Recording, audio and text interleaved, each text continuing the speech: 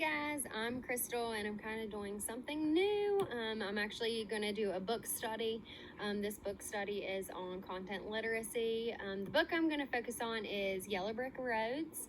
It's about shared and guiding paths to independent reading for grades like 4th through 12th. It is by author Janet Allen. So this is more of a book for teachers who want to develop their own literacy program.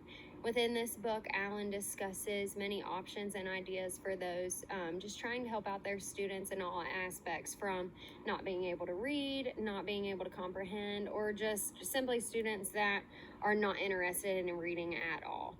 So Janet Allen spends kind of most of her time, like today, and in that day, researching, writing, consulting other schools and teachers who are kind of changing around their literacy practices to continue to learn new ideas and share her experiences with teachers and her content literacy development methods that she has kind of done throughout her years of teaching. Even though there is like no right or wrong way to do content literacy or to teach your students to read, this is just kind of opinions about, her experiences and ways that teachers can learn from and ultimately use if they would like. So for the first part of the book study, I'm kind of going to break it up into 3 parts. The first one, we're just kind of going to focus on chapters 1 through 4. Which consists more of Allen reflecting on her first experiences as a teacher and the things that she learned throughout. I know when she first went to be a teacher, she found out that struggling and reluctant, she had a really hard time, and she realized the lack of resources that she had. So she was really reluctant to go and teach these students. So it's kind of a funny story. She compared herself to Dorothy on Wizard of Oz, and her kind of opinion of going into her first teaching job was, there's like some special wizard or queen that's just gonna come help me and grant me all these wishes and teach me how to be the best teacher that I can be. But she realized really quickly that that's not exactly how it works. Actually, her first job, she got a phone call from the principal just a few days before school started, and she was told there was no textbooks, so the students had nothing to kind of work through, take notes from while she was doing her teaching or lecturing. So she really struggled with that, not having the resources for her students. So not only after like the first week of school was she ready to quit, but she actually had a calendar that kind of marked down her days until the end of the year. And every time her students would come up and be like, "Oh, what's the calendar for? Why are you marking it off every day?" She would just tell them, "Oh, that's kind of just at the end of the school year, just a countdown," and stuff like that. So kind of funny. But long story short, she ended up staying in that position for 20 years and finally left that teaching job. So when she was kind of trying to find a new job or figure out whether she just wanted to, start doing research, she ended up going and job shadowing a few classes where she realized that, just like her first year ever teaching, she wasn't the only one that wished they were Dorothy, that had this special wizard to just kind of show them how to get through to all their students. So even though she had that 20 years of teaching experience and knew all these other teachers, she still had a ton to learn and a ton to share. So one way that she made sense of her teaching journey was through learned helplessness, which she kind of defined as acknowledging factors that could make teaching easier or more difficult, but realizing that ultimately we as teachers are in charge of the choices that will affect our students' learning.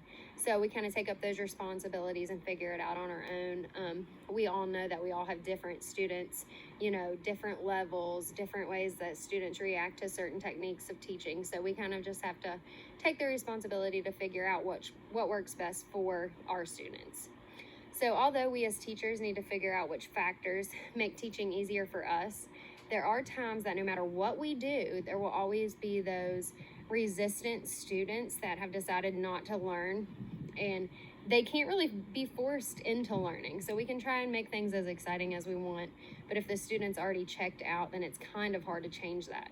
However, Alan kind of realized that you still kind of do whatever you can to try and engage these students, even if, you realize like, oh, this student's not paying attention at all. You kind of just make literacy appealing and enticing so that they can't help but pay attention and they kind of just dive into the lesson.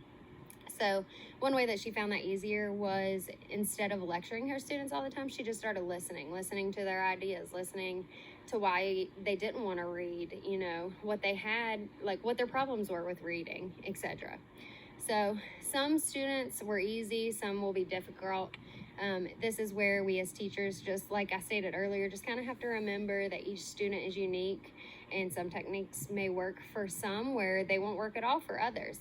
So it's super, it's actually not difficult at all for students to choose not to learn when they're just taking notes, or like we're giving facts during our lecture. But when we engage texts and pictures and pursue questions that interest them, it is more difficult for them to ignore us. So it's easier for them to kind of pay attention and kind of start like wanting to read and everything if we just kind of engage them more in interesting topics. So it's adamant that we as teachers help our students strive to see reading as knowledge, so that they are able to read a variety of texts, that students realize that there's a relationship between reading and other subjects, such as just them listening, speaking, writing, thinking, and so that they see reading as something that they will need in their everyday lives, so that they do develop a habit of reading, especially when they realize, like, I'm going to need to read in college, I'm going to need to read throughout my life, so hopefully they realize that and develop that habit. So one way Alan discusses getting students to engage in reading is through responsibility. And I really liked this technique. I don't remember a lot of teachers doing it whenever I was in middle school and high school. But what she did was she took 2 days a week, and Alan kind of gave her students the responsibility to pick their reading. So it could be, a short story, magazines, news articles, whatever, but she just wanted them to pick something that interested them. So they didn't really have a reason not to read, because they chose their reading. They should be interested in their reading. And she always found that this kind of increased their level, and they loved that freedom of just choosing what reading material was. So in chapter 3 of this book, Alan kind of elaborates on her thoughts on the 4 different types of readers.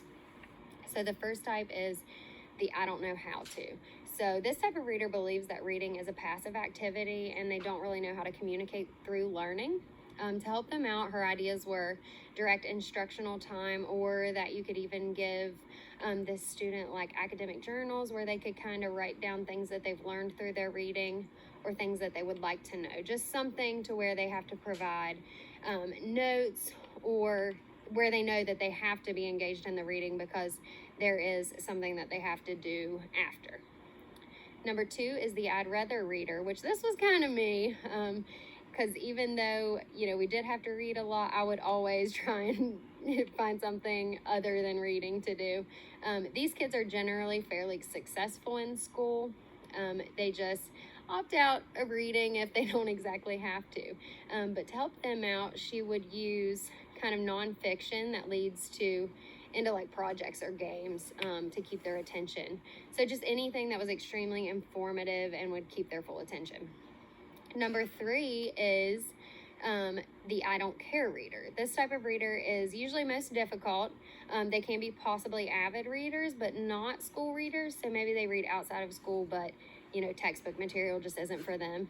To help them, this is where she used that responsibility technique. So she kind of gave them a few days a week where, hey, you get to choose what interests you, and that's what you can read.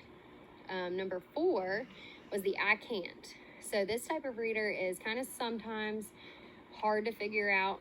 A lot of times you can't tell if the reader isn't able to read or if they just don't choose to read. So it could be one or the other. To help them, she would always try and give them something short to read, like an example of would be a small news article, a page in a magazine, just something